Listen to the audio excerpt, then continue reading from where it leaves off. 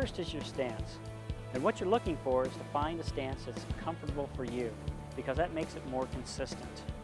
As you know, we discussed earlier, is you put the arrow down and you find a good classic style to begin with. But most archers usually don't end up that way.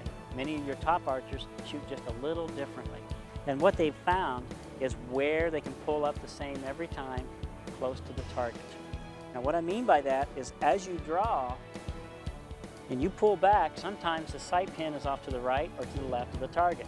And what you'll want to do is make sure that every time you draw, the sight pin is right, almost dead center of the target.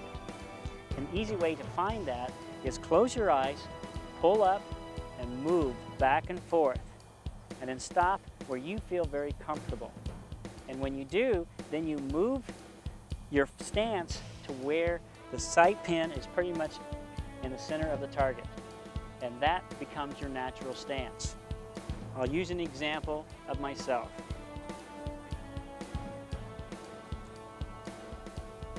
I pull up, I close my eyes, and I move back and forth. And then I come to where it's very comfortable. Then I look, and then I move until the target is in the center. Then, we'll try it again.